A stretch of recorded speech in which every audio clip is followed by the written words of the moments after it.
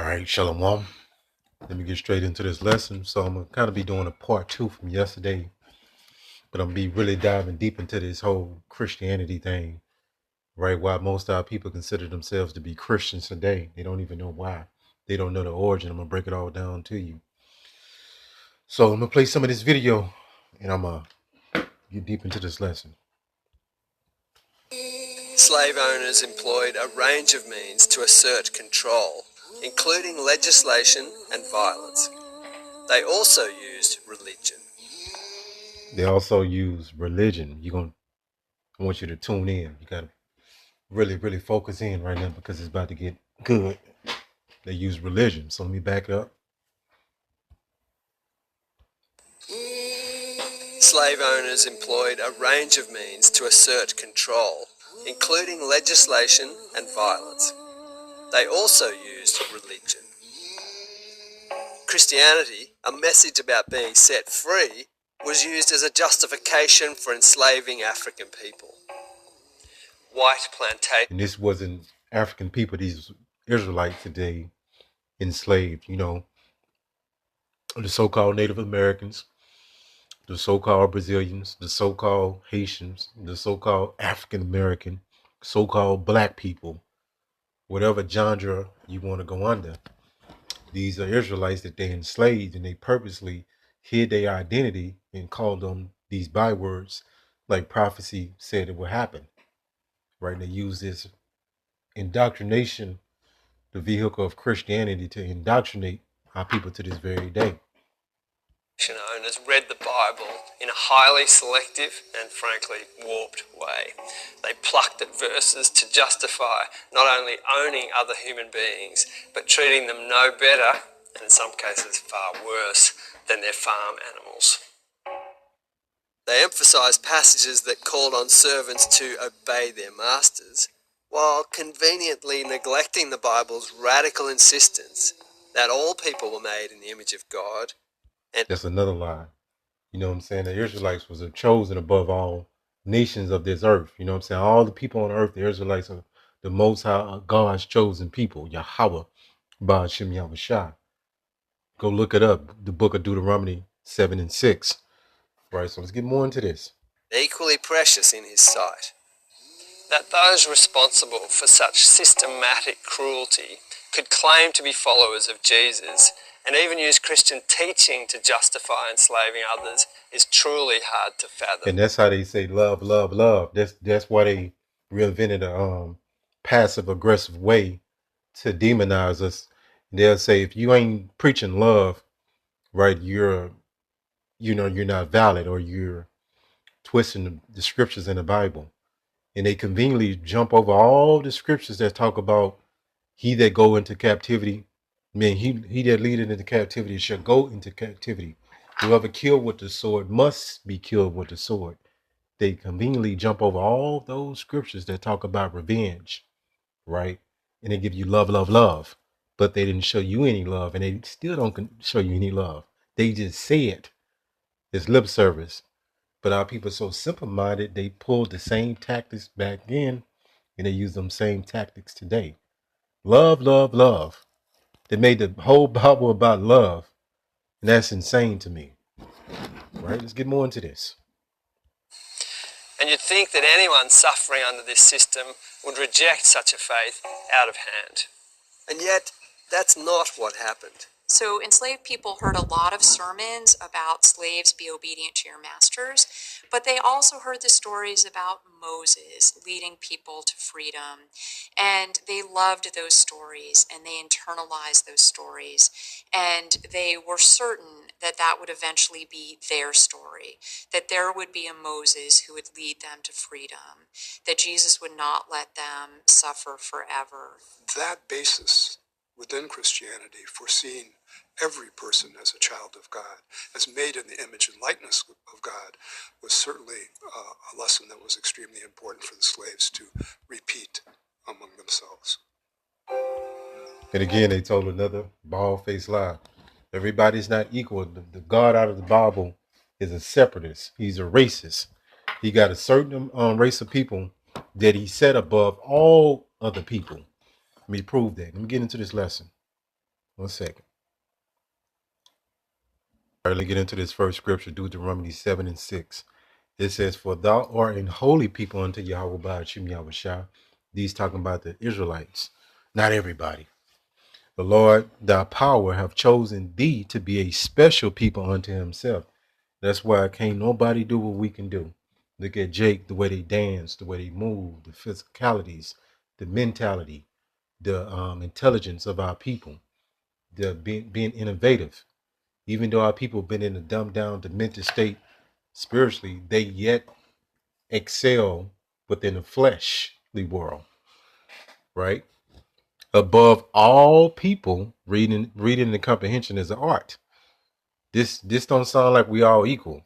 Above all people that are upon the face of the earth. So the Israelites will be the most high chosen people above all people on this earth. That's why you go through all the tribes. No nation of people has the salt, the flavor, the movement, the talents of so-called Blacks, Hispanic, and Native Americans. Let's go here. I'm gonna show you some images real quick. 1 second. So this is how most of our people became Christians today. Let's get into this. This is what the so-called white man don't want to deal with. This truth. That's why they demonize it. Remember, they go through these stages: denial, deflection, and demonization. It says right here. It says at the mid part. It says the West Indies natives were first offered to the opportunity to convert to Christianity. Check this out. And when they refused, they were mercilessly burned to death. That's why our people are Christians today. You go from South America to Central America to North America, and all the places where the Edomites went to, most of the population are Christians. Because let's get more into this. It's a method to why they did this, though. So you can see the so-called white man as divine, right? The divinity, right, of these devils, right, as being more superior than you, right? It says right here in the mid part, where I got it underlined to that. It says in Peru.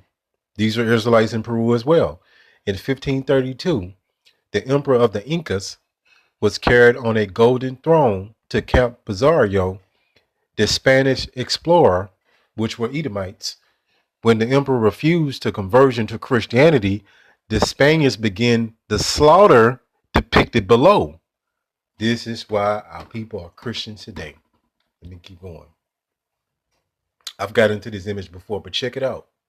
When you see your so-called God as a so-called white person, right, it automatically, makes you less than, right? Let's keep going. Check this out. Stockholm syndrome. This is a real condition that our people are suffering from to this very day. It says Stockholm syndrome is a psychological condition a captive develops after years of torture by their capturer, where after all hope is lost, they cope with their rape and captivity by actually falling in love with and protecting and even worshiping their capturer, right? So right here, look at these Jakes praying to so-called white Jesus. And this is why our people are Christians today. Let's go here. Let's keep. And this subconscious mind, that's something that you don't think about. It's already implanted. It says, what's the color of your God, supreme being, in your subconscious mind? So in our people's subconscious mind, this is who they see. This image right here, right? So let's go more into this lesson. Let's get here. And what they do now is they demonize the truth because they don't want to deal with this. It says forced conversion to Christianity. Check this out. At the top, it says forced conversion to Christianity has occurred throughout history, including during the colonization of the Americas, right? Colonizers at the top forced indigenous populations to convert to Christianity by the sword, right? They'll put them to death. if they didn't convert. As I showed you proof, especially in South and Mesoamerica. It says some say that the Catholic Church cooperated with civil authorities to achieve this. So yeah, that's what a Roman Catholic Church would send these missionaries throughout the Americas, right, and throughout all the nations where the Edomites were spread abroad, and make them convert to Christianity. So they can, and it came with that image of so-called white Jesus, right? That's the foundation of Christianity. Modern day Christianity is so-called false white superiority. That's what it is. And when you bring this up, they get offended. Let's go here. Let's go here. Check this out. Now, I've went into this before, but I wanted to kind of throw this in here as well. It says at the top, when we close our eyes to pray, we imagine a so-called white God in the form of so-called white Jesus, even though we are so-called black. It says it's impossible for us to imagine that our Savior could have been so-called black too, because black is a color. It's not an ethnicity like so-called white. Because our dark skin can never be associated with power, majesty, and holiness. That's what they've done to you. That's how crazy this is. They've conditioned you to think this way. It says if you want to upset so-called black people when it comes to their religion, tell them that he who created them is also like them, so-called black. They will call you a blasphemer, and worse, they will think you are gone mad or have been taken over by demons. That's what you jakes do, right? Going back into the Stockholm syndrome. Our people are spiritually sick, right? And this is why they did this, man. Let's go here. I'm gonna show you something else. And you got something called denialism. What does this mean? Let's go right here.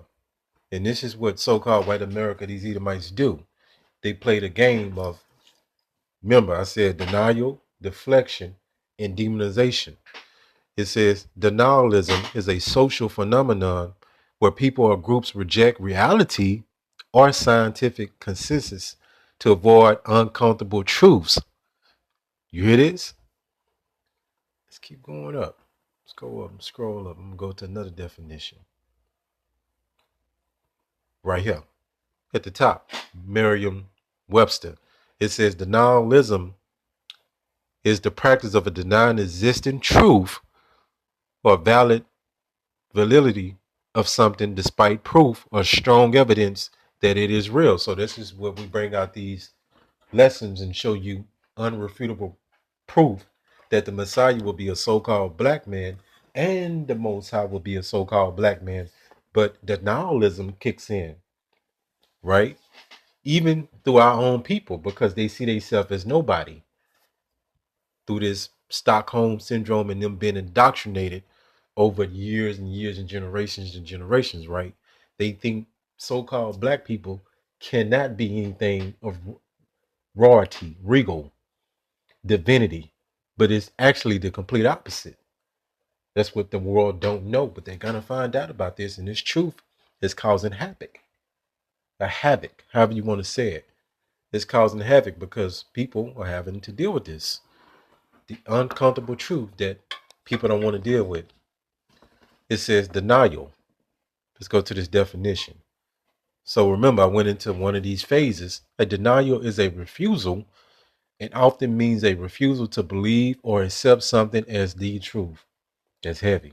This truth will not be denied. Right? You can deny it all you want to, but the truth is going to be the truth when it's all said and done. And how you know you've been getting lied to? Because the truth will set you free. And you will know when you know. When you know, if you know.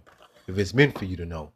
Hopefully this lesson was edifying. Call Hala Yahweh, Bahashem, Yahweh Shai, Bahashem, Rakat Kordash. Shalom.